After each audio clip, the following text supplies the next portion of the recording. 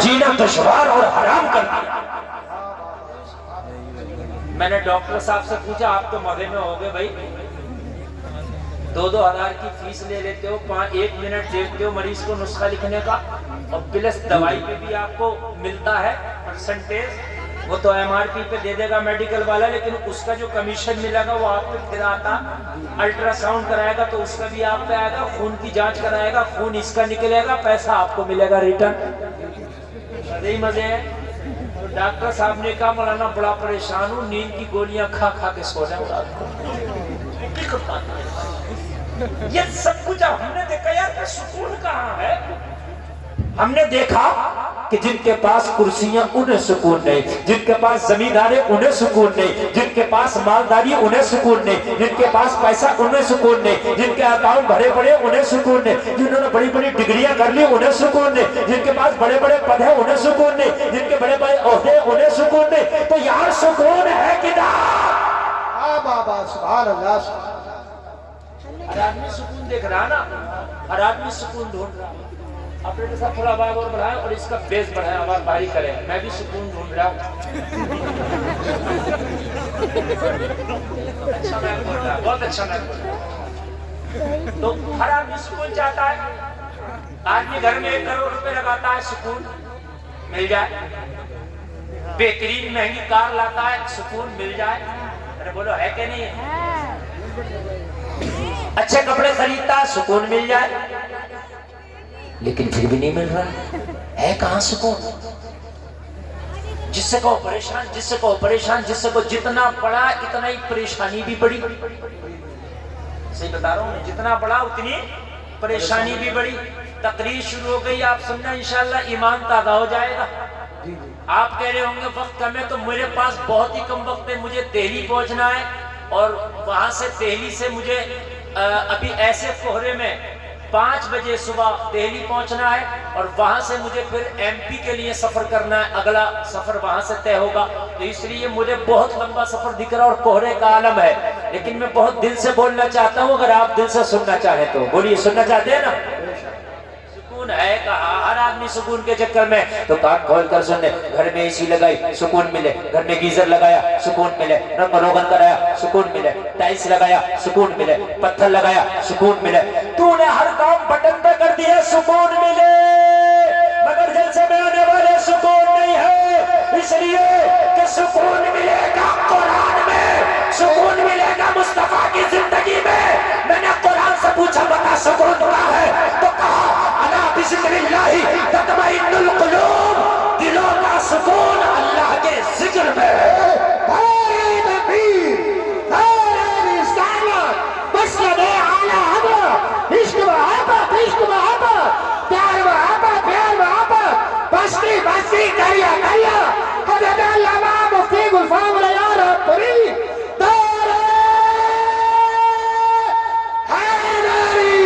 قرآن کہتا ہے دلوں کا سکون اللہ کے ذکر میں ہے۔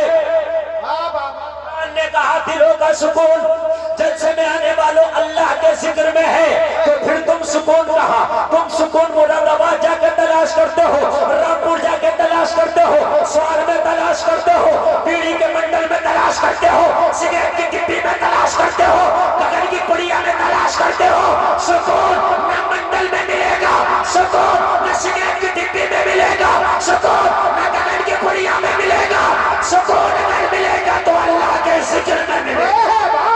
زندہ باد، زندہ باد، بہت اچھے، بہت اچھے، کیا بات ہے، زندہ باد۔ میں نے پوچھا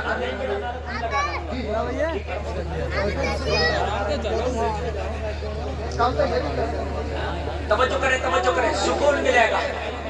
اب سنیں، سکون اللہ کے ذکر میں، یہ قرآن نے کہہ دیا، اس کے علاوہ آپ کہیں بھی جائیے سکون نہیں۔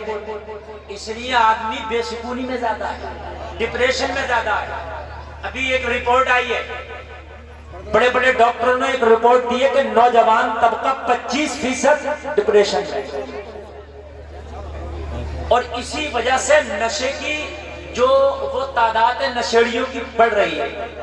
جب آدمی ڈپریشن میں جاتا تو سوچتا ہے کہ نشہ کر کے شاید یہ میرا غم، میری ٹینشن، میرا ڈپریشن ہلکا ہوگا، مگر پتہ نہیں ہے جیسے ہی نشہ اترے گا پھر نشے کی لت لگ جائے گی، ایک الگ بیماری شروع ہو جائے گی۔ میں نے پوچھا آپ کے گاؤں میں کتنا ووٹ ہوگا تو بتایا حضرت تقریباً 2700-2800، تو آدمی کم 5,000 ہوگی آبادی کم سے کم، جب اتنا ووٹ ہے تو 100 پر ہی ہونی چاہیے آبادی، ہے کہ نہیں ہے؟ تو آپ کے ہاں 3 سکون کے سینٹر کھلے ہوئے ہیں، کتنے؟ زور سے بولے ہیں آپ، 3 سکون کے سینٹر ہیں۔ 5,000 لوگوں میں کم سے کم 3,000 لوگ ایسے ہوں گے یا 2,500 لوگ ایسے ہوں گے جو ان سکون کے سینٹر میں انہیں جانا چاہیے روزانہ۔ 3 سینٹر ہیں آپ کے، جی جی، چوتھا سینٹر تیاری میں ہے، سکون وہاں ملے گا۔ میں نے پوچھا اعظم نواز اس سکون سینٹر پہ تیرے گاؤں سے کتنے لوگ جاتے ہیں؟ کہا حضرات وہی جگہ ایک ایسی ہے جہاں سب سے کم نظر آتے ہیں، باقی ہر جگہ آپ کو چوراہے پر، آپ کو ہر جگہ مل جائیں گے۔ ابھی کوئی سائیکل کا ناچ کرنے والا آ جائے تو اس کے بھی بھیڑ لگا کے کھڑے ہو جائیں گے، جبکہ سائیکل تمہارے دادا سے چلتی چلی آ رہی ہے، مگر پھر سائیکل کا ناچ دیکھنے جا رہا، سائیکل کا تماشا دیکھنے جا رہا، سکون ملے گا؟ سکون نہیں ملے گا۔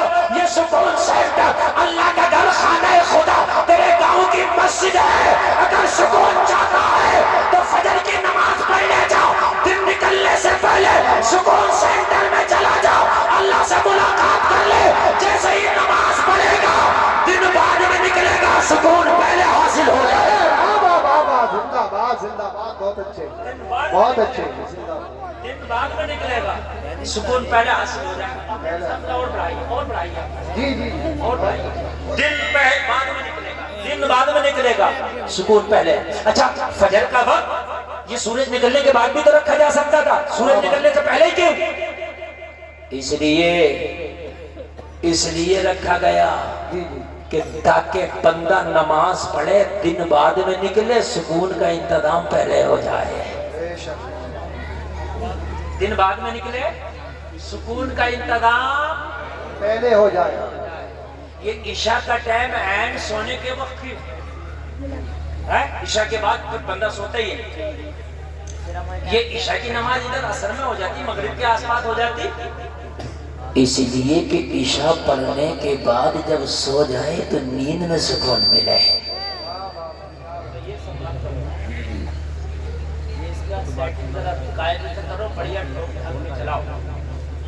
سکون یہاں ہے سکون، لیکن صبح فجر میں دیکھنا مشکل سے 4 بڑی سردی ہے، رضائی کو دیکھے گا، کوہرے کو رضائی اوپر ڈالنے کا بہت سردی، اور تجھے پتا ہے ابھی اگر اس کا کوئی کام ہو تو اس سے زیادہ کوہرا ہو، موٹر سائیکل میں کک مارے گا اور یہ نظر آ رہا ہوگا ادھر نینی تال کے جنگلوں میں۔ کیوں بھائی اب کوہرا نہیں تھا؟ ارے مولانا تمہیں پتہ نہیں ہے، اگر ذرا سا بھی لیٹ ہو جاتا تو کام ہاتھ سے نکل جاتا۔ تجھے کام آیا تو تو ادھر سوار کے جنگلوں میں گھوم رہا، تجھے نہ رات نظر آ رہا نہ دن نظر آ رہا، لیکن نماز کے لیے تجھے کوہرا دکھتا ہے۔ جبکہ حقیقت بات یہ ہے کہ مسجدیں اب اتنی خوبصورت بنا دی گئی ہیں، میں نے ابھی آپ کی مسجد دیکھی، نماز عشاء پڑھی ہے ماشاءاللہ، نئی تکنیک سے بنائی گئی ہے کہ مسجد میں جا کے اتنا دل لگتا ہے کہ اتنا تیرے گھر میں دل نہیں لگے گا۔ تیرے گھر میں چوہے ہوں گے، تیرے گھر میں جو ہے کھٹمل بھی ہو سکتے ہیں، تیرے گھر میں بیوی کا جھگڑا، تیرے گھر میں بھائیوں کا جھگڑا ہے نا، لیکن مسجد میں کچھ نہیں، صرف مسجد میں سکون ہی سکون ہے۔ تو مسجد میں آنا، ادھر تجھے سکون ملے گا، ادھر سکون حاصل ہوگا، لیکن اس سے دور بھاگنے جائے گا کہاں؟ کہتا مولانا سکون نہیں، میاں کے پاس جانا شروع کر دیا۔ اور کچھ ہمارے مسلمان، اللہ معاف کرے، اللہ انہیں ہدایت دے دے، کلمہ پڑھتے ہیں، پتہ نہیں کیسے کلمہ پڑھا ہے، میں نے یہاں تک سنا ہے اور اپنی آنکھوں سے کتنوں کو دیکھا ہے کہ جب وہ پریشان ہوئے تو باباؤں کے پاس جانا شروع کر دیا، غیر مسلم باباؤں کے پاس، ان کے پاس جانا، ان کے مٹھوں میں جانا کہ وہاں ہمیں سکون مل جائے۔ خدا کی قسم تجھے سکون کہیں نہیں ملے گا، اگر سکون چاہتا ہے تو تجھے مصطفیٰ کی زندگی میں ملے گا۔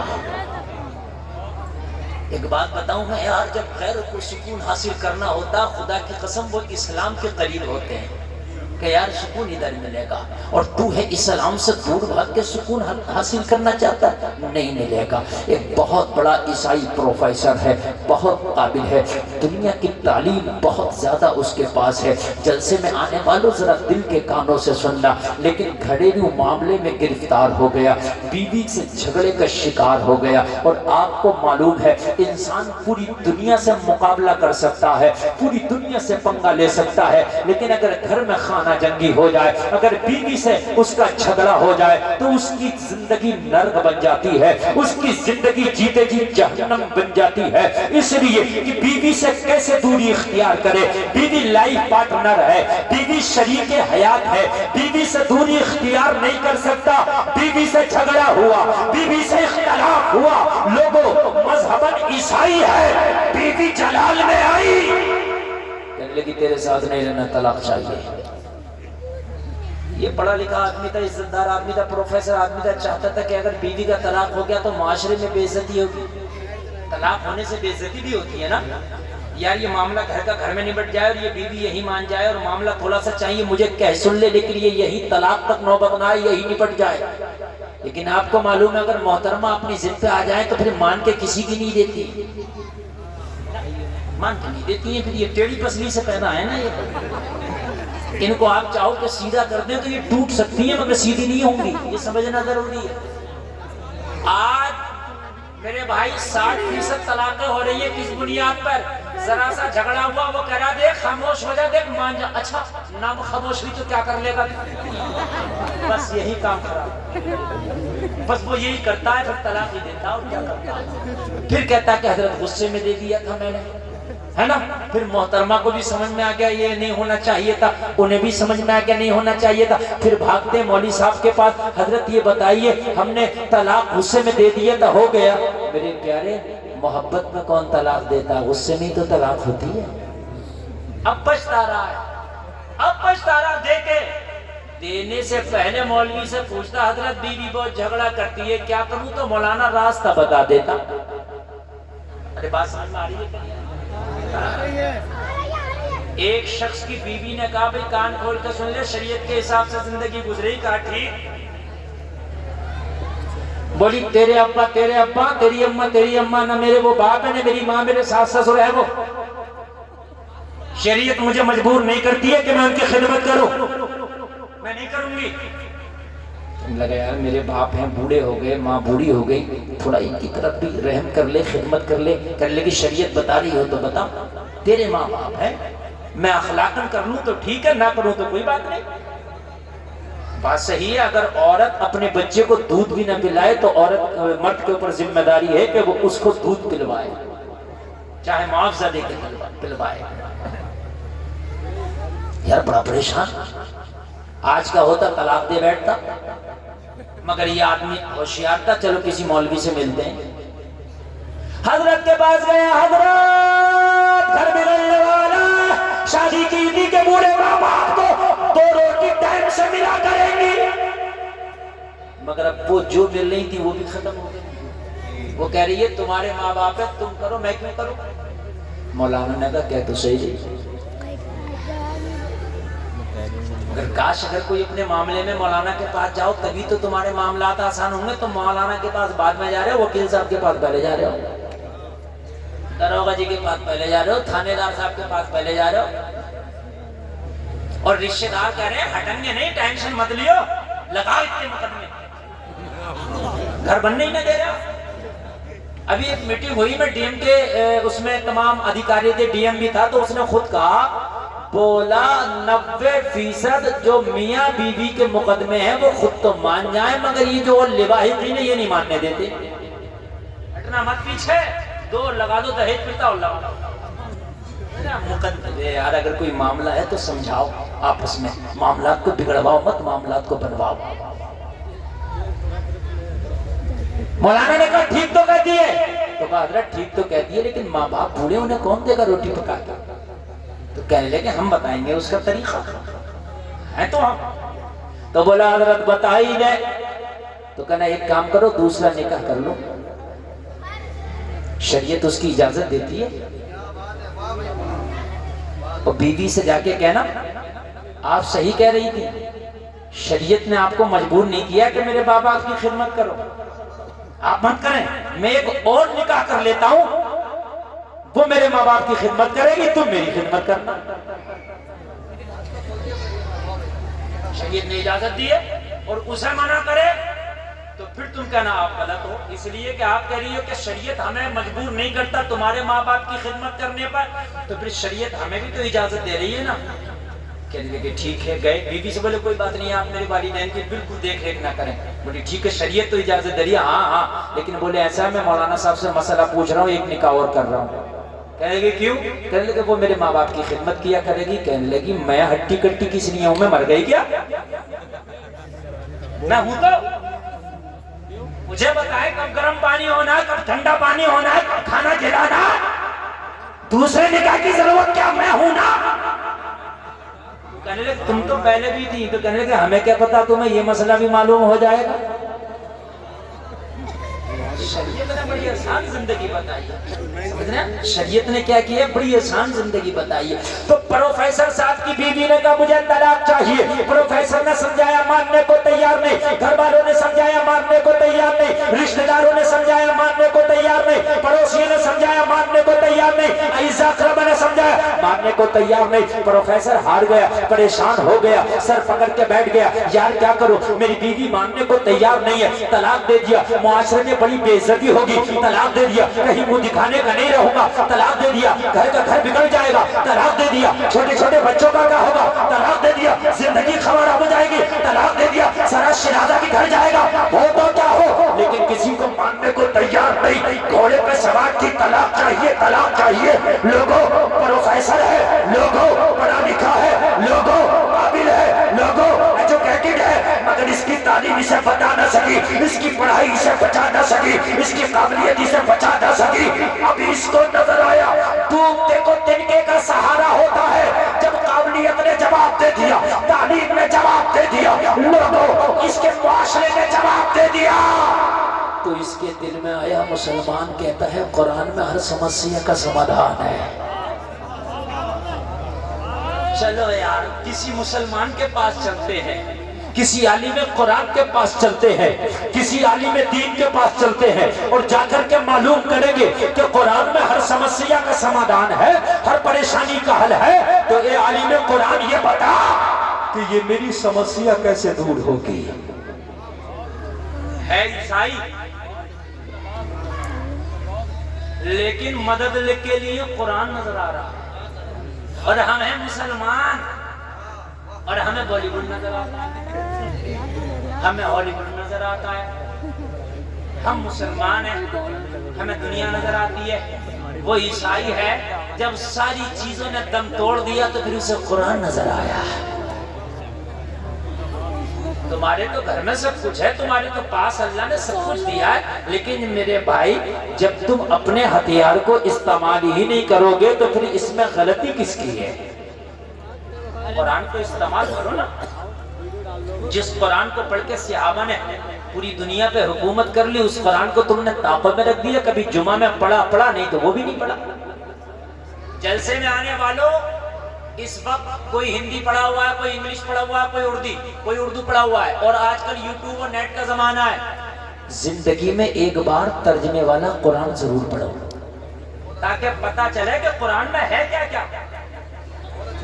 خالی بغیر ترجمے کا نہیں بلکہ ترجمے والا قرآن پڑھو، چاہے ہندی میں ترجمہ پڑھو چاہے انگلش میں اس کا ٹرانسلیٹ پڑھو، اور اگر آپ کو پڑھنا نہیں آتا تو یوٹیوب پہ کسی سنی عالم کا ترجمے والا قرآن سنو۔ آپ کو پتا تو چلنا چاہیے کہ نبیوں کا کس کس نبی کا قصہ بیان کیا گیا، اللہ نے قرآن میں کیا کیا بیان کیا۔ اچھا پورا قرآن ترجمے کے ساتھ پڑھو گے، پورا قرآن ترجمے کے ساتھ سنو گے تو پورا قرآن یاد نہ بھی رہے گا تو 10% تو باتیں یاد رہیں گی، 10% ہی تیرے لیے کافی ہے۔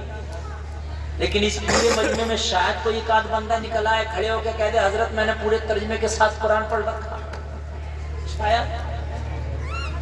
گالیاں ترجمہ تو ترجمہ، ہماری ماں بہنوں کو تفسیر کے ساتھ گالیاں یاد ہوتی ہیں۔ اور چگلی تو ایسی ایسی چگلی لگا لگا کے اس میں گن کے کر دے گی، چگلی ایسی چگلی کر دے گی کہ ایک ہوئی ہوگی تو اس کے اندر 20 بے ہوئی لگا دے گی۔ اور اگر اس سے بات پوچھنے پہ آ جائے کہ یہ بتا تو نے جو یہ بات کہی ہے یہ بات کہاں تک صحیح ہے، اگر بات پجوا دی جائے اور جب بالکل جھوٹ نکلے تو کیا ہم کیا کریں، ہم نے تو سنی تھی۔ تو نے سنی ہوئی کیوں آگے بیان کر دی بھائی؟ سنی ہوئی کیوں آگے بیان کر دی؟ یہ رائٹ تجھے کس نے دے دیا؟ اسلام سے دور رہو گے، قرآن سے دور رہو گے تو یہی تمہاری زندگیوں کا شعار بن جائے گا کہ لوگوں کی برائیاں کرتے پھرو گے۔ اگر قرآن کا دامن پکڑو گے تو لوگوں کی برائیاں نہیں کرو گے بلکہ لوگوں کی برائیاں دور کراتے نظر آؤ گے۔ نعرہ تکبیر، نعرہ رسالت، مسلک اعلیٰ حضرت خواجہ کا ہندوستان کا سنی مسلمان علماء اہل سنت۔ قرآن سے دور رہو گے تو صرف لوگوں کی برائیاں کرتے نظر آؤ گے، اس کی برائی اس کی برائی، اس کی چغلی اس کی چغلی۔ اگر قرآن سے قریب رہو گے تو لوگوں کی برائیاں چھڑاتے نظر آؤ گے، برائیاں چھڑاؤ گے لوگوں کی، اور ایسی چھڑاؤ گے ایسی چھڑاؤ گے کہ جیسی غوث اعظم نے چھڑایا، ڈاکوؤں کے پاس گئے تو ولی بنا۔ سبحان اللہ، چھڑاؤ گے اور قرآن سے دور رہو گے تو برائیاں کرو گے۔ اب تمہیں اپنانا ہے کہ کون سی زندگی اپناؤ گے آپ؟ پروفیسر نے مولانا سے کہا حضرت کہ بیوی کا طلاق رک سکتا قرآن کے ذریعے؟ مولانا نے مسکرا کے کہا قرآن تو بڑی چیز ہے، تیری بیوی کا طلاق تو میرے نبی کی حدیث روک دے گی۔ غیر زور سے بولنا سبحان اللہ۔ صرف بچے ہی بولنے ہیں، بڑے بڑوں نے تو یہ سوچ لیا کہ ہمیں تو نہ بولنے کی ضرورت ہے نہ کچھ سمجھنے۔ اچھا بچوں کو آگے بھی بٹھا دیا، یہ کام بچوں کا نہیں ہے، یہ کام بڑوں کا ہے۔ میں بچوں کو کہوں اور آپ کو زیادہ آج سمجھانے لگا۔ مولانا نے مسکرا کے کہا قرآن تو بڑی کتاب ہے، میرے نبی کی ایک حدیث پہ جا کے عمل کر لے، تیری بیوی کا طلاق رک جائے گا۔ پروفیسر نے کہا مولانا مذاق تو نہیں کر رہے ہیں، میری بیوی کا طلاق میرے خاندانی نہ روک سکے، میری بیوی کا طلاق میرے رشتہ دار نہ روک سکے، میری بیوی کا طلاق میرے گھر والے نہ روک سکے، میری بیوی کا طلاق میں نہ روک سکا۔ ہم عاجز آ گئے، بیوی مانتی نہیں، آپ کہتے ہیں نبی کی حدیث طلاق روک دے گی، کہا ہاں میرے نبی کی بات میں اتنا پاور ہے، عمل تو کر کے دکھا، پھر دیکھ کیسا کمال پیدا ہوگا۔ ہم تو دور ہیں، ہم تو مسلمان ہیں، ہمیں تو پانی بھی پینے کا پتہ نہیں کہ سنت طریقہ کیا، گدھے اور خچر اور بیلوں کی طرح کھڑے کھڑے پی رہے ہیں، کھانا بھی کھڑے کھڑے کھا رہے ہیں، سر پہ ٹوپی رکھنا سمجھتے ہیں تو ملا جی کا کام ہے، تو امام صاحب کا کام ہے، حافظ جی کا کام ہے۔ ہم تو ایسے بدماش لوگ ہیں، ہم تو ایسے کیسی بھی کھا لیں۔ کیوں کھا لیں؟ مسلمان تو بھی ہے، مصطفیٰ کا کلمہ تو نے بھی پڑھا ہے، جنت تجھے بھی چاہیے۔ اگر پانی کے 2 گھونٹ بھی پینا تو یہ دیکھ میرے نبی کا طریقہ کیا تھا پانی پینے کا۔ اگر نبی کے طریقے پہ تو نے پانی پی لیا، سنت کی سنت ادا ہوگی، عبادت کی عبادت ہو جائے گی۔ مولانا نے کہا گھر چلا جا، تیری بیوی کا طلاق ہو جائے گا۔ کہنے لگا حضرت وہ نبی کی حدیث تو بتائیں۔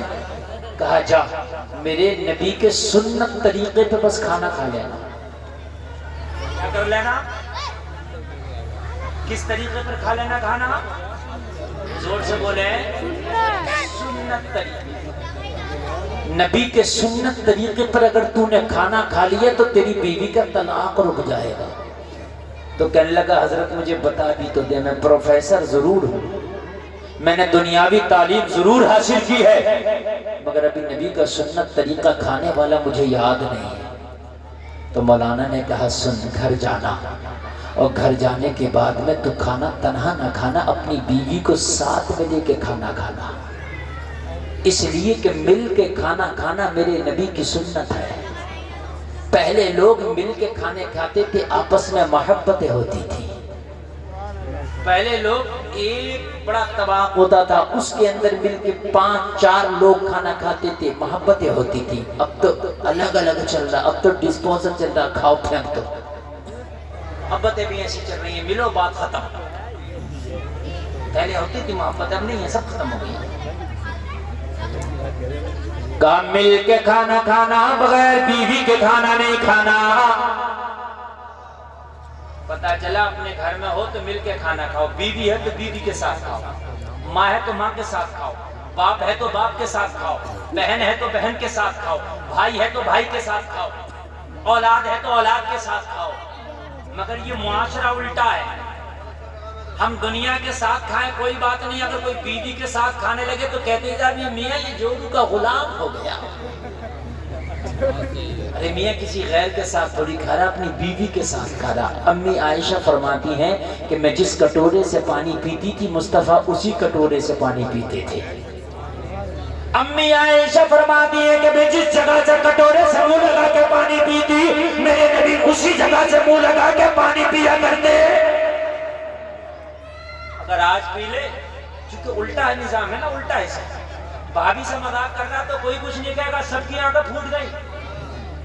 تو بھئی یہ کیا ہو رہا ہے، یہ کیوں اس عورت سے مذاق کر رہا؟ تو پتا کیا کہتے ہیں، ارے مزانا یار ہٹ جاؤ، یہ دیور بھابھی ہے۔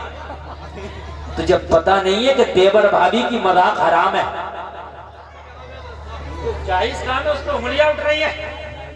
اگر کوئی اپنی بیوی کے ساتھ کھانا کھانے لگے تو مذاق بنایا جاتا، میاں یہ تو جورو کا غلام ہے، بغیر بیوی کے کھانا نہیں کھاتا، بیوی شرم سے کھانا نہیں کھاتی، مذاق بنایا جاتا ہے۔ شوہر اپنی بیوی کے ساتھ جا کر بھی کھانا نہیں کھاتا، مذاق بنایا جاتا ہے۔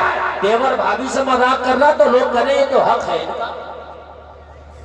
نظام میکدہ کو جس طرح بگڑا ہے ساتھی، انہی کو جام ملتا ہے جنہیں پینا نہیں آتا۔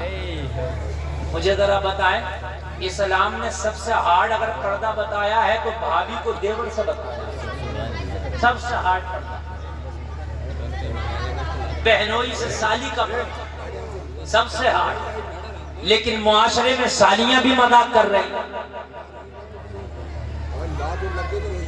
سالیاں کی تو مذاق کی بات چھوڑ دے، دولہا میاں جس دن آئے تھے نکاح بھی نہیں ہوا تھا، پھولوں کی ڈلیاں لے کے وہاں گاؤں کے پیپلز خانے کے روڈ پہ باہر کھڑی ہو گئی تھی دولہے کا استقبال کرنے۔ میں نے کہا تم کیا کرنے آئی ہو؟ کہا دولہے کا استقبال کرنے آئی ہے، پورے محلے کی لڑکی آئی ہے، ہم تو ڈوبے ہیں صنم، تمہیں بھی لے ڈوبیں گے، خود تو ڈوب ہی رہی ہے۔ پورے محلے کی لڑکیوں کو جا کے وہاں کھڑا کر دیا۔ کوئی منع بھی تو نہیں کرتا، کہتے ہیں لڑکیاں استقبال کریں گی، تم کیا مر گئے؟ تم استقبال کرو نا۔ ارے لڑکوں کا استقبال، دولہے کا استقبال لڑکے کریں، مرد کرے۔ اگر دلہن کا استقبال لڑکی کرے تو کچھ سمجھ میں بھی آتا۔ دلہن کا استقبال لڑکی کر رہی کوئی بات نہیں، سمجھ میں بھی آتا، لیکن دولہے کا کرتی ہیں لڑکیاں، عجیب مسئلہ ہے۔ کہا سنت کے مطابق کھانا کھانا، کہا کیسے؟ کہا بیوی کو ساتھ میں لے کے، سر ڈھانپ کے، دسترخوان بچھا۔ موٹی موٹی سنت ہے نا کھانے کی، بتا دیا جا تیرا طلاق رک جائے گا۔ گھر گیا، بیوی نے دیکھا آ گیا پروفیسر، کہا پروفیسر صاحب طلاق کب دیں گے؟ کہا 3 دن کی مہلت دے دو۔ کہا 3 دن کے بعد؟ کہا 1 منٹ کی مہلت نہیں مانگوں گا، تیرے مطابق تجھے طلاق دے دوں گا۔ کہا جہاں تیرے ساتھ اتنے سال گزارے ہیں تو 3 دن تو کانٹوں پہ بھی گزار لوں گی، کوئی بات نہیں، لیکن 3 دن کے بعد کوئی ہیلا بہانہ نہیں چلے گا۔ ہائے ہائے، اسے کیا پتا ہے آج مصطفیٰ کی شریعت پہ یہ بھروسہ کر بیٹھا ہے۔ یار آج ایک عیسائی کو کتنا یقین تھا مصطفیٰ کی ایک سنت پر، اور سنت بھی کیا صرف کھانے کی سنت، جو کوئی ایسا نہیں ہے آپ میں مرد و عورتوں میں جو کوئی بھی کھانا نہ کھاتا ہو۔ کچھ سنتیں ایسی ہیں کہ ہم اس کو، ابھی جن کی شادی نہیں ہوئی تو شادی والی سنت انہوں نے نہیں اپنائی ہے ابھی، لیکن کھانا تو ہر آدمی دن میں 2-3 بار کھاتا ہے۔ کتنی عام سنت ہے، مگر بھروسہ کر بیٹھا۔ کہا 3 دن؟ ہاں بس 3 دن۔ کہا اس کے بعد؟ کہا اگر تو چاہے گی تو طلاق دے دوں گا، رہنا چاہے گی تو رکھ لوں گا۔ کہنے لگی مجھے منظور ہے تیری شرط، 3 دن میں کانٹوں پہ بھی بتا لوں گی، 3 دن کے بعد طلاق چاہیے۔ کہا منظور ہے۔ بس کھانا بنایا، دوپہر کا وقت تھا، کہہ رہے کہ پروفیسر کھانا کھا لو، اب تو 3 دن کی بات ہے۔ ان ہاتھوں کے بنے ہوئے کھانے بس 3 دن تک میسر ہے، اس کے بعد نہیں میسر۔ پروفیسر نے کہا اب تو طلاق ہونے ہی ہے 3 دن، اب 3 دن کی تو بات ہی ہے، ایک کام کرو نا پورا کھانا بنا لو، ہم ساتھ مل کے کھائیں گے۔ 3 دن کے بعد پتہ نہیں تم کہاں اور ہم کہاں، 3 دن کے بعد پتہ ہی نہیں ساتھ میں بیٹھنا نصیب ہو یا نہ ہو، ساتھ میں کھانا نصیب ہو یا نہ ہو۔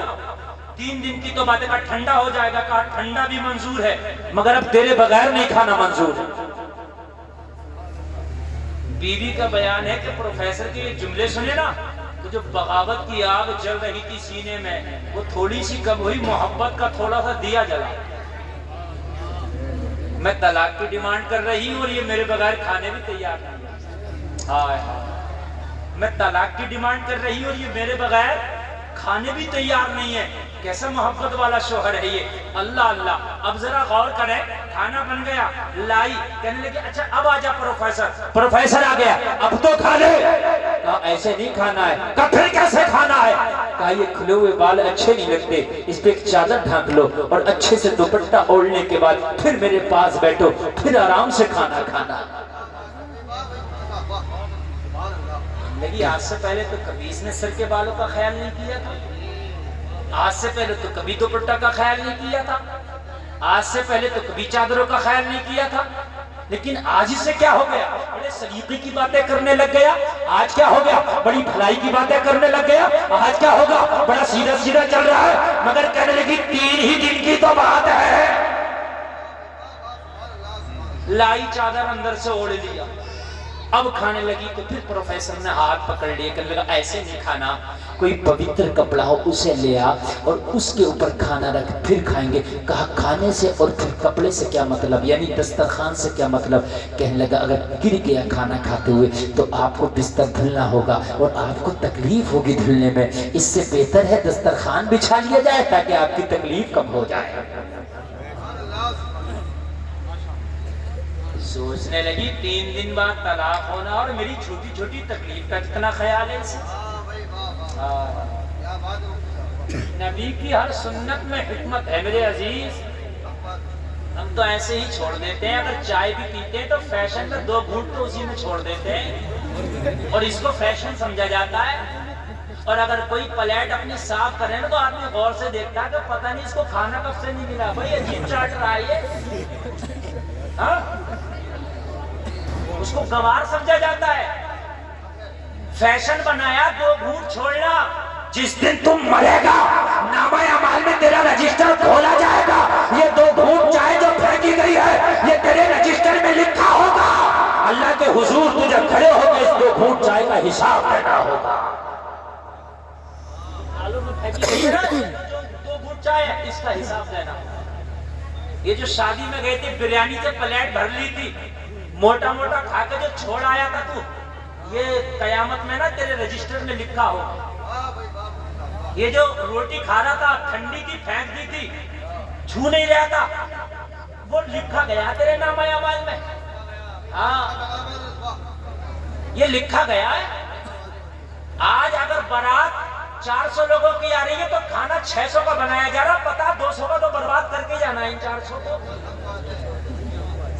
سمجھ رہے ہیں آپ؟ چونکہ اگر چاٹ کے کھائے گا صاف کر کے کھائے گا تو عزت ہوگی۔ تجھے پتا نہیں تیرے نبی محمد الرسول اللہ جب کھانا کھایا کرتے تو انگلیوں کو اتنا چاٹا کرتے منہ میں لے کے کہ انگلیاں سرخ ہو جاتی، نبی کی سنت۔ اور ایک بات اور بتا دوں میں آپ کو، ایک بات اور بتاؤں میں آپ کو، میری بات ذرا محبت سے سنتے رہے۔ پوری دنیا کا کوئی ایسا چورن نہیں بنا، پوری دنیا کا کوئی ایسا ٹیبلیٹ نہیں بنا جو کھانے کو اتنا تیز ہضم کرے جتنا تیز یہ منہ کا لعاب ہضم کرتا ہے، نہیں بنا۔ کھانا جتنا چبا کے کھاؤ گے اتنا ہی جلدی ہضم ہوگا، کھانا جتنا چبا چبا کے دھیرے دھیرے کھاؤ گے اتنا ہی تیرے پیٹ کے لیے فائدہ مند ہوگا، اس لیے کہ چبا کے کھانے میں لعاب بھی جائے گا اور جب لعاب زیادہ جائے گا تو کھانا جلدی ہضم ہوگا۔ سمجھ میں بات آ رہی ہے؟ گنا ہے اور ایک گنے کا رس ہے، گنا ہاضم ہے، اور گنے کا رس بھی لو قابض ہے. میاں چیز ایک ہے لیکن اثر دو کیوں؟ اور ہمارے جو بوڑھے لوگ ہیں یہ بتا دیں گے مگر میں بتا دوں آپ کو. یعنی گنے کا رس پیو تو قابض، اور گنا اگر کھاؤ تو حاضر. تو رس ہم ایسے ہی پی لیتے ہیں وہ بھاری ہو جائے گا، لیکن جب گنا کھائیں گے تو ایک ایک کوئی کو چوس چوس کے کھائیں گے تو رس کے ساتھ میں منہ کا لعاب بھی جاتا ہے. جیسے لعاب جائے گا تو وہ ہاضم ہو جائے گا. سمجھ رہے ہیں؟ وہ ہاضم ہو جائے گا. یہ جو کھانے کھائے جا رہے ہیں اور کھانے جو ہم کھا رہے ہیں آج انگریزوں کے طریقے پر، یہی تو وجہ ہے، یہی تو وجہ ہے کہ پیٹ وقت سے پہلے نکل گئے. یہی تو وجہ ہے، پہلے پورے گاؤں میں کسی ایک دو کا پیٹ نکلا ہوا ہوتا، آج ہر گھر میں دو چار کے نکلے ہوئے ہیں. نبی کی سنتوں کو چھوڑو، ایسی پریشانی ہوگی. اگر سنت کے مطابق کھانا کھاؤ گے، میرا دامن پکڑ لینا، قسم کھا کے کہتا ہوں کسی کو بھی پیٹ کی شکایت نہیں ہوگی. نکلے گا ہی نہیں، وزن کم کرنے کی ضرورت ہی نہیں پڑے گی. نبی فرماتے ہیں کہ کھانا کھاؤ، جب تھوڑے سے بھوکے رہ جاؤ تو ہاتھ کھینچ لو. اور میاں ہے اگر بڑھیا قورمہ ہاتھ آ جائے تو ہاتھ کھینچتا، ڈونگے کھینچتا.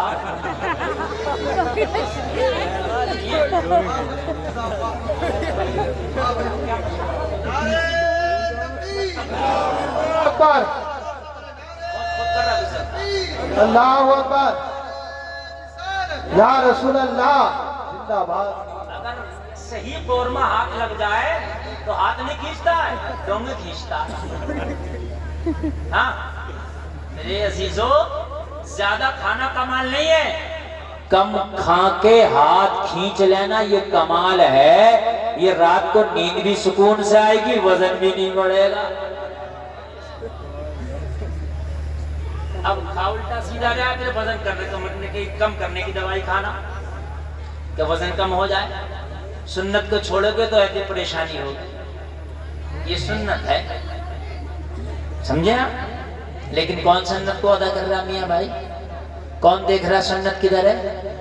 جو ہاتھ لگا، جتنا ہاتھ لگا، جیسے ہاتھ لگا کھا لیا. پکوڑی ہاتھ لگی، پکوڑی اڑا دی. فرائی ہاتھ لگی، فرائی نہیں چھوڑی. قورمہ ہاتھ لگا، وہ بھی بریانیاں پھاڑ دی. کہہ رہا مولانا ایسیڈیٹی نہیں جا رہی ہے، لیور فیٹی ہو گیا. خدا کی قسم مصطفیٰ کی سنت پہ تو اگر تیرے مقدر میں بیمار ہونا ہوگا تو میں کہہ نہیں سکتا، لیکن اگر مصطفیٰ کی سنت کے مطابق تو نے کھانا اپنا لیا تو تیری صحت بھی بنی رہے گی، عبادت بھی تیری بنی رہے گی. نعرہ تکبیر، نعرہ رسالت، دونوں چیزیں لاجواب. سنتوں کے تو یار معاملے ہی لاجواب. جتنا کھانا تمہارے سامنے آ جائے وہ کھانا تمہارے لیے ضروری ہے، تمہارے نامہ اعمال میں لکھ دیا جاتا ہے. جب ٹیبل پہ کھانے کے لیے بیٹھو، دسترخوان پہ کھانے کے لیے بیٹھو تو اتنا ہی نکالو جتنا کھا سکو، اتنا نہ نکالو کہ جتنا کھا نہ سکو، اس لیے کہ قیامت میں اس کا حساب دینا. جو چھوٹے چھوٹے ذرے آپ اپنی پلیٹ کے صاف کر لے تو وہ دعا کرتے ہیں، یا اللہ اس نے ہمیں پھکنے سے، نالے میں جانے سے بچا لیا، یہ پروردگار تو اس کی بخشش فرما دینا. یہ وہ چھوٹے چھوٹے ذرات دعائیں کرتے ہیں.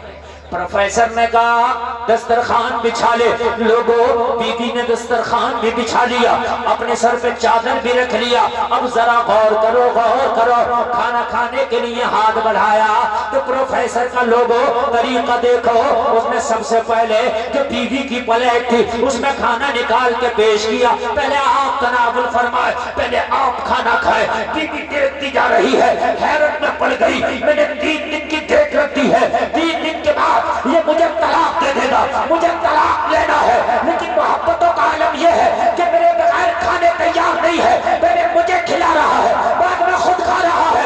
اگر میں نے طلاق لے بھی لیا تو ہو سکتا ہے اتنا خیال کرنے والا شوہر ملے یا نہ ملے، اتنی مربت کرنے والا شوہر ملے یا نہ ملے، اتنا دھیان رکھنے والا شوہر ملے یا نہ ملے. بیوی کا بیان ہے میرے کھانے کا لقمہ تو کھایا، مگر اندر سے میرے دل میں جو محبت کا دیپ جلا تھا میں اس میں بیان نہیں کر سکتی.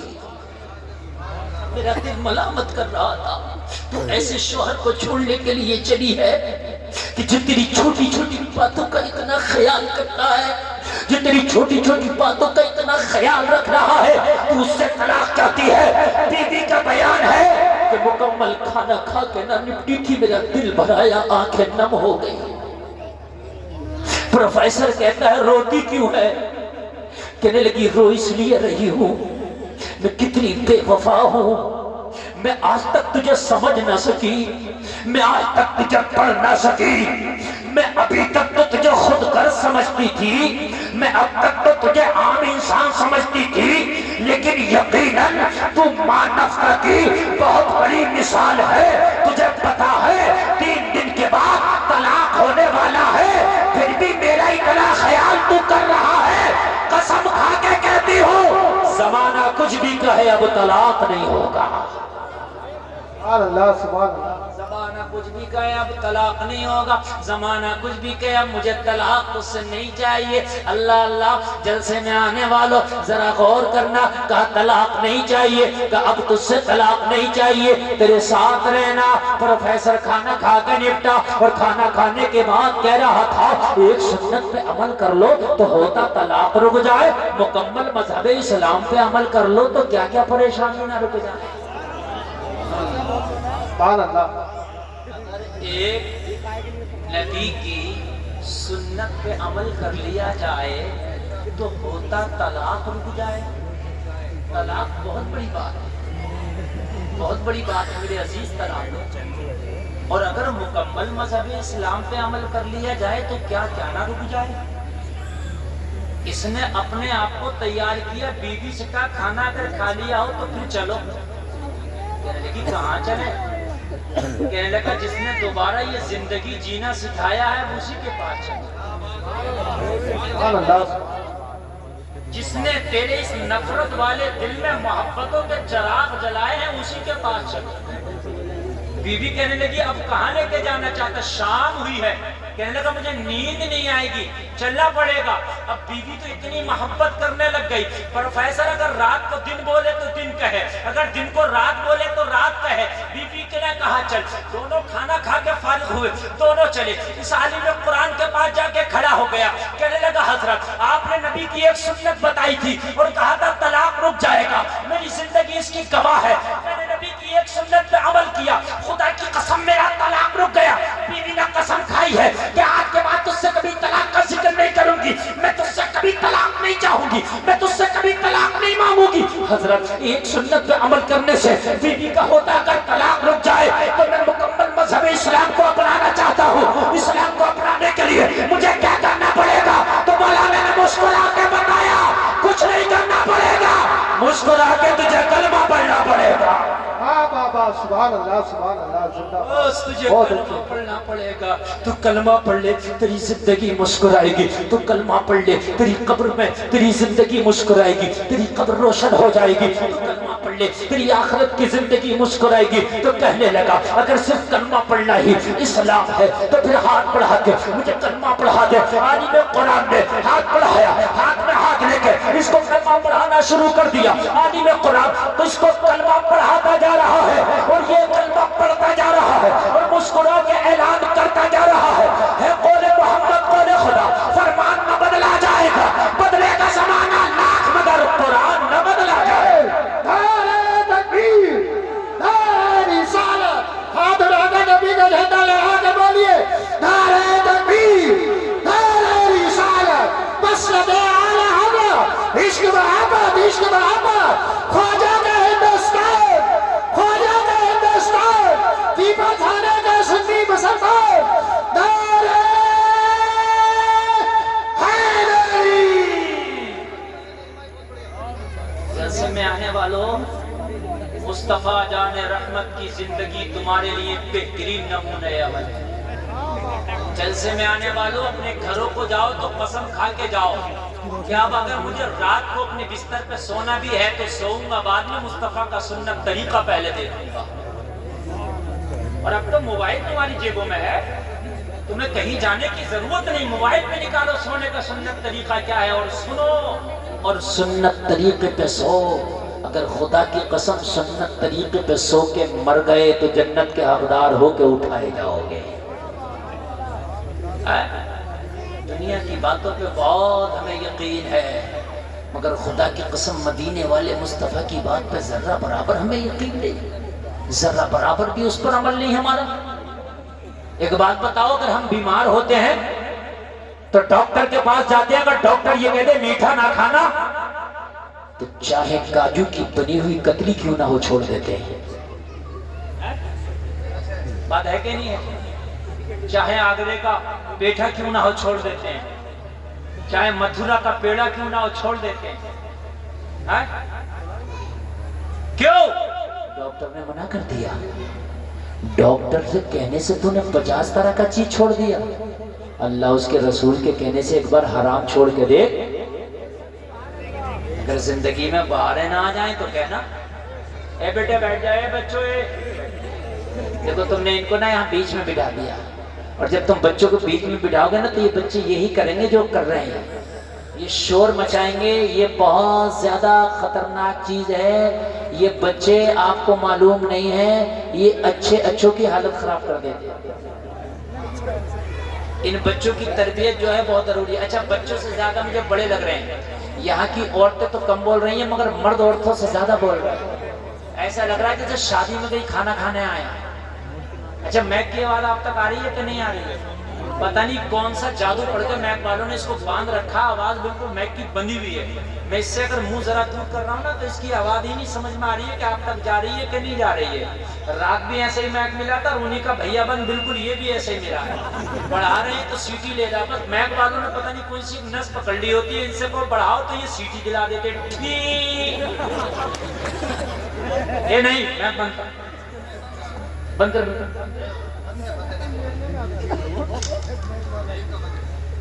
ہم دنیا کے کہنے سے دنیا کی چیزیں چھوڑ دیتے ہیں، ایک بار مصطفیٰ کے کہنے سے میرے بھائیوں اپنی زندگی سے ذرا حرام نکالا۔ ڈاکٹر کہتا ہے یہ دوا کھانے سے یہ فائدہ، یہ دوا کھانے سے یہ فائدہ، میرے نبی فرماتے ہیں یہ گناہ چھوڑنے سے یہ فائدہ اور یہ گناہ چھوڑنے سے یہ فائدہ۔ ہاں آپ جھوٹ چھوڑ دو، آپ کے گھر میں برکتیں آ جائیں گی۔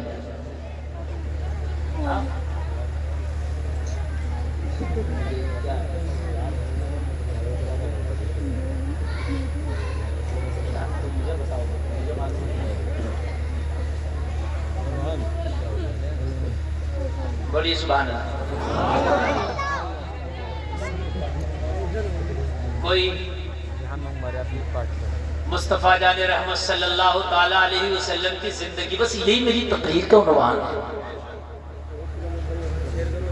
حدیث ہے نبی کی، اس کو کوئی ٹال نہیں سکتا، کوئی بدل نہیں سکتا۔ کتنی بھی بڑی بیماری ہو صدقہ کر دو، صدقہ کرنے سے بیماری ٹل جاتی ہے۔ ہم ڈاکٹر کو تو ہزاروں لاکھ روپے دے دیں گے لیکن صدقہ کرنے کے لیے ہمارے پاس پیسہ نہیں ہے۔ صدقہ کیا ہے؟ صدقہ یہ نہیں ہے کہ مرغا دے دو کسی کو، بکرا دے دو، نا، سب سے بہتر صدقہ ہے کہ کسی غریب کو پیسہ دے دو۔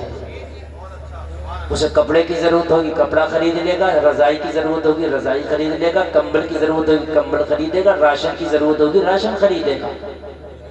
انہیں مرغا دیا، بکرا دیا تو صرف گوشت ملے گا، پیسہ دیا تو جو وہ چاہے گا وہ اسے حاصل ہو جائے گا۔ یہی بات ہے کہ نہیں؟ تو پیسہ دیا، صدقہ کرنے کی عادت ڈالو۔ صدقہ زکوٰۃ سے الگ ہے، زکوٰۃ صدقے میں نہیں ہے، زکوٰۃ الگ ہے، صدقہ الگ ہے۔ صدقہ تو یہ جب بھی تمہارا دل کرے، جتنا دل کرے کسی غریب کو دے دو۔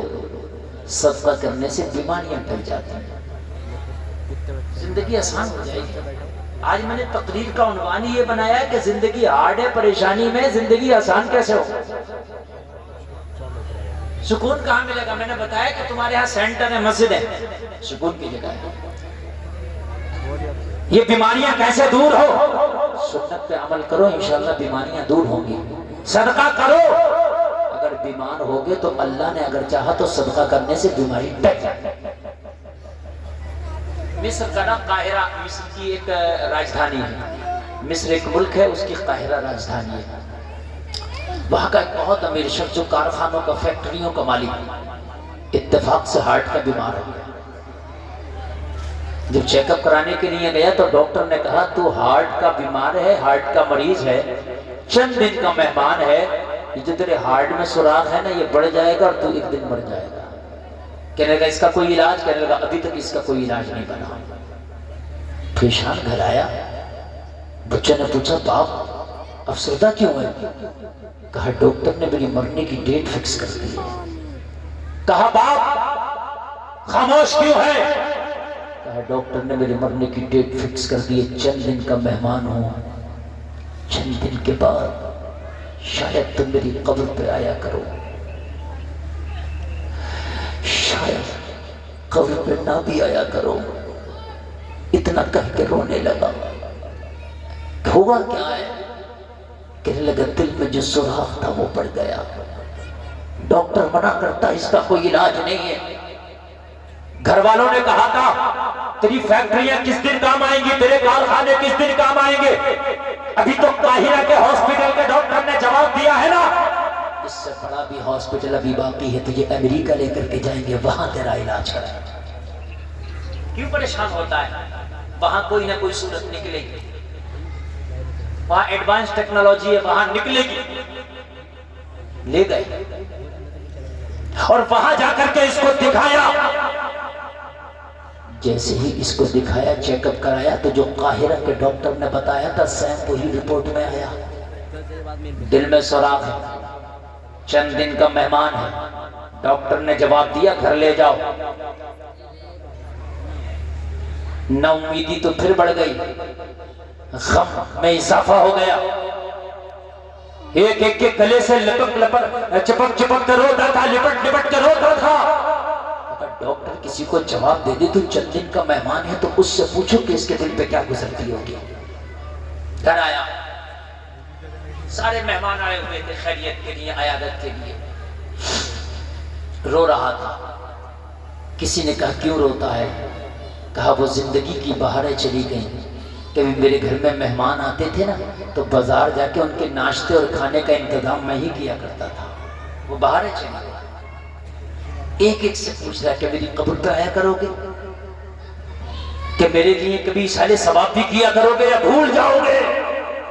آج اس کا اپنے کارخانے، اپنی فیکٹریاں سبھی سے بیکار نظر آ رہی تھی۔ ڈاکٹروں نے جواب دے دیا تھا وہ جلسے میں آنے والوں اگر کتنے بھی امیر ہو اور اگر ڈاکٹر بیمار کہہ کے تمہیں جواب دے دے تو خدا کی قسم اگر بینک کے بھی مالک ہو نا تو ہر چیز تمہیں ویران اور برباد نظر آنے لگتی ہے۔ کس کام کی یہ بینک، کس کام کے یہ پیسے؟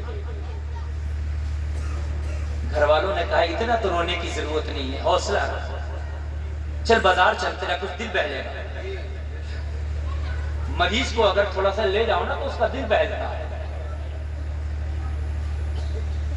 ہمارے یہاں کیا ہوتا ہے، اگر مریض کی خیریت کے لیے جائیں اس کے سینے پہ بیٹھ کے اس کی بیماری کا تذکرہ کرتے ہیں۔ ارے اسی بیماری میں تو جو ہمارے پڑوس میں بھی پرسوں ہی مرے، اب وہ بیچارہ اگر اس کی سانسیں اب تک ٹھیک بھی چل رہی تھی نا تو اس کی سانسوں پر نیچے ہونے لگے۔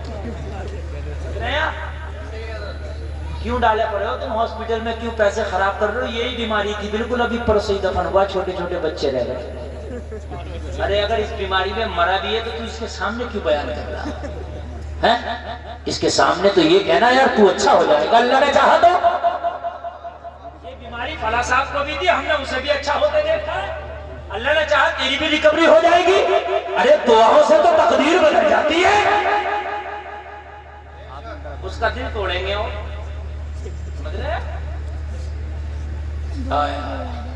کہنے لگا چل باہر چل، بازار میں گھومے گا، تھوڑا سا پھرے گا، سیر و تفریح ہوگی، من بہلے گا، دل خوش ہوگا، تو ہو سکتا ہے تجھے زندگی کی تھوڑی سی امیدیں نظر آنے لگے۔ کہنے لگا ہاں یہ بات صحیح ہے لیکن چلنے کے قابل نہیں ہوں میں۔ تو کہنے لگا ہم سہارا دیں گے نا۔ بیٹوں نے سہارا دیا، بازار لے گئے۔ سونا نہیں ہے، سونا بالکل نہیں. اس لیے آج کا جو مجمع آپ لوگوں نے بنایا نا بڑا خراب بنایا ہے. بچے آگے بالکل بٹھا لیے اور یہ سن کے کسی کے نہیں دے رہے. کوئی کدھر دیکھ رہا ہے, کوئی کدھر لیٹا ہے. دیکھو لال بنیان والا دیکھو کتنے مزے لے رہا ہے. دیکھو مطلب ہی نہیں ہے یہ وہ یہ برادری سے مطلب ہی نہیں ہے. بات چل رہی ہے قرآن کی چل رہی, اس سے کوئی مطلب نہیں. اس سے بڑا ڈسٹرب ہوتا ہے. یہ میں بول رہا ہوں جگر گڑتا ہے, ٹھیک ہے. میرے بعد مفتی صاحب آئیں گے, وہ بھی اس چیز کو بتائیں گے کہ ہاں یہ آپ نے غلط کیا, ڈسٹرب کر رہے ہیں. یا تو پھر بچے خاموشی سے بیٹھے. چل بازار چل, مارکیٹ چل, تھوڑا سیر و تفریح کرے گا تیرا من بہلے گا. چلو. بچوں نے سہارا دیا, بیٹے نے کاندھا پکڑا, کسی نے ہاتھ پکڑا, کسی نے اس کو پکڑا, سہارا دیا. بازار لے گئے, تھوڑا سا اس کو گھمایا, تھوڑا سا پھرایا, من بہلا, من اچھا ہوا تو کہنے لگا ایک کام نہ کرو, مارکیٹ میں آئی گئے ہو تو مہمان گھر پہ آئے ہوئے ہیں خیریت کے لیے, کچھ گوشت خرید کے ان کا بہترین مہمان نوازی ہی کر. جو ابھی بستر پر ہو رہا تھا, گھر سے باہر تھوڑا سا کیا نکلا کہ تھوڑا سا اس کا دماغ چینج ہوا, مائنڈ بدلا. اس کو گوشت کی دکان پر لے گئے, کھڑا کر دیا. اس نے بتایا اتنا خریدو. بچہ جیسے ہی دکان کے پاس گیا تو اس نے کیا دیکھا, ایک خاتون ہے جو حجاب میں ہے, نقاب پوش ہے, چہرہ کسی کو نظر نہیں آتا. اس کے ہاتھ میں کپڑے کا تھیلا ہے. گوشت والے کی دکان کے پاس میں جو پٹھوں والا گوشت وہ قصائی کاٹ کے پھینک دیتا نا, وہ اس کو اٹھا اٹھا کے اپنے تھیلے میں جمع کر رہی ہے. یہ بیمار تھا, تجسس ہوا, ذہن میں یہ سوال پیدا ہوا, آخرکار یہ خاتون کیا کر رہی ہے؟ اس گوشت کو تو کتا اور بلی بھی جلدی نہیں کھاتے, اس غدود اور پٹھے والے گوشت کو یہ اٹھا اٹھا کے تھیلا میں کیوں جمع کر رہی ہے؟ اس نے اپنے ایک بیٹے کو اشارہ کیا کہ ذرا اس خاتون کو میرے پاس لے کے آ. بیٹا اس کے پاس بلا کے لایا. تجھے میرا بیمار باپ بلاتا ہے. خاتون نے کہا مجھ سے کیا کام پڑ گیا؟ کہا تھوڑا سا سن لے, بیمار ہے, دل ٹوٹا ہوا ہے, میرا باپ کیا معلوم تجھ سے کیا پوچھے. باپ کے پاس اس خاتون نے اپنے تھیلے کو لیا, اس کے بیمار باپ کے پاس جا کھڑی ہوئی. کیا چاہتا ہے؟ اس بیمار نے کہا خاتون مجھے اتنا بتا دے کہ اپنے کپڑے کے تھیلے میں یہ غدود اور پٹھ والا گوشت جو تو نے جمع کیا ہے, اس کے پیچھے کا راز کیا ہے؟ کہ تو نے کتا پال رکھا ہے, کہ تو نے گھر میں بلی پال رکھی ہے. خاتون کی آنکھ میں آنسو آ گیا, کہنے لگی اے امیر انسان, میں اپنے بچے پالنے سے قاصر ہوں تو میں کتا کہاں سے پالوں گی, میں بلی کہاں سے پالوں گی؟ حق تو یہ ہے کہ مجھ سے خود اپنے بچے نہیں پالے جا رہے ہیں, میں اپنے بچے پالنے سے قاصر ہوں. یہ تو امیروں کے شوق ہے کتے اور بلی کے, ہم غریبوں کے قسمت میں تو ہمارے بچے ہی اگر پل جائیں تو بڑی بات ہے. تو کہنے لگی پھر یہ گوشت کیوں جمع کر رہی ہے؟ کہنے لگی بات اتنی سی ہے کہ رات میرے بچے نا پڑوسی کے بچوں کے ساتھ کھیل رہے تھے. پڑوسی کے بچوں نے کھیلتے کھیلتے میرے بچوں سے ذکر کر دیا آج ہمارے ہاں گوشت کا سالن بنا تھا, بڑا لذیذ تھا. میرے بچوں نے کبھی گوشت کا سالن کھایا نہیں, میری غربت انہیں کبھی گوشت کھلا نہ سکی. میری غربت نے تو انہیں فاقے دیے, یہ کبھی سوکھے ٹکڑے یا امیروں کے گھروں کے برتن صاف کیے, جو بچا ہوا کھانا بچا وہ لے کر کے آئی, اسی سے میرے بچوں کی زندگی گزرتی ہے. میرے بچوں نے کبھی تازہ گوشت نہیں کھایا. پڑوس کے بچوں نے ذکر کر دیا کہ آج میرا باپ تازہ گوشت لایا تھا, وہ سالن کھایا ہے, بھنا ہوا گوشت کھایا, بڑا لذیذ تھا. بچہ بچہ ہوتا ہے, انہیں نہیں پتا کہ ماں کا اثاثہ کیا ہے, انہیں نہیں پتا کہ ماں کی اوقات کیا ہے. بچے گھر میں آئے, ماں سے ضد کرنے لگے, او ماں ہمیں بھی بھنا ہوا گوشت چاہیے. میرے نبی فرماتے ہیں کہ اگر تیرے گھر میں گوشت بنے نا تو اپنی ہانڈی میں ایک پیالہ پانی زیادہ ڈال تاکہ ایک پیالہ شوربہ اپنے پڑوسی کو دے سکے. اگر ایسا نہ کر سکو تو ایسے وقت میں کھانا کھاؤ کہ تیرے غریب پڑوس کے بچے سو جائیں. خبردار اپنی کسی بھی چیز کی نمائش نہ کرنا. نبی فرماتے ہیں کسی یتیم بچے کے سامنے اپنے بچے کو پیار نہ کرنا, اسے باپ کی یاد آ گئی دل ٹوٹ جائے. کسی غریب کے سامنے اپنے مال کی نمائش نہ کرنا, اسے اپنی غربت کے دن یاد آ گئے تو اس کا دل ٹوٹ جائے. ہمارے اندر تو عادت پڑ گئی ہے نمائش اور دکھاوے کرنے کی. بچوں نے ڈیمانڈ کی مجھ سے, پوری رات میرے بچوں نے مجھے سونے نہ دیا. اور بچہ دنیا کا سب سے طاقتور انسان اپنے باپ کو سمجھتا ہے اور دنیا کی سب سے امیر عورت اپنی ماں کو سمجھتا ہے۔ کوئی بعید نہیں کہ بچہ جہاز اڑتا دیکھ لے بادلوں میں تو ماں سے آ کے کہتا ماں میں نے جہاز اڑتا دیکھا مجھے بھی جہاز چاہیے۔ اسے پتہ نہیں کہ میری ماں کا اثاثہ ہے یا نہیں ہے۔ اگر دنیا کا کتنا بھی مضبوط انسان بچے کو مار دے تو کہتا اپنے باپ سے شکایت کروں۔ وہ اپنے باپ کو دنیا کا سب سے طاقتور انسان سمجھتا ہے، چاہے باپ کتنا ہی کمزور کیوں نہ ہو، آنے دو میرے باپ کو بتلاؤں گا۔ آنکھ میں آنسو ہے اس امیر کو پتا رہی تھی میری بچوں نے پوری رات مجھے سونے نہ دیا، ماں ہمیں گوشت چاہیے، ماں ہمیں گوشت چاہیے۔ میں کہاں سے اپنے بچوں کو تازہ گوشت کھلاتی؟ میرے گھر میں تو اکثر چولہا ہی نہیں جلتا، میرے گھر میں تو اکثر بچے فاقے سے سوتے، میرے گھر میں تو اکثر غریب امیروں کے برتنوں کے جو صاف کیے ہوئے کھانے ہوتے ہیں نا وہ میرے بچے کھا کے سو جاتے ہیں۔ رات اتفاق سے پوری رات ضد میں گزارتی بچوں نے، کیا کرتی ماں وہ دل پگھل گیا، کیا کرتی ماں ہوں، بچوں کی بات کو ٹالا نہ گیا۔ میں نے بچوں سے بات کی بیٹا صبح تو ہونے دو، تیری ماں تھیلا لے کے جائے گی کچھ بھی کرے مگر تمہارے لیے بھنے ہوئے گوشت کا انتظام کرے گی۔ اپنے غریب بچوں سے وعدہ کر کے آئی تھی کہ آج گوشت ضرور کھلاؤں گی، لیکن جیسے ہی تھیلا لے کے میں گھر سے باہر نکلی تو خوددار تھی میں کسی سے بھیک مانگ نہ سکی۔ جلسے میں آنے والوں انہی کو نہ دیا کرو جو ہاتھ پھیلا کے مانگ لیتے ہیں، مانگنے والے تو مانگ لیتے ہیں مگر کتنے ضرورت مند وہ ہے جو اس سردی میں بھی بنا گرم کپڑوں کے گزار لیتے ہیں مگر مانگنے کے لیے ان کی ہمت جواب دے جاتی ہے، ان کی غیرت گوارا نہ کرتی۔ ان ضرورت مندوں کا خیال رکھنا یہ تمہاری ذمہ داری ہے۔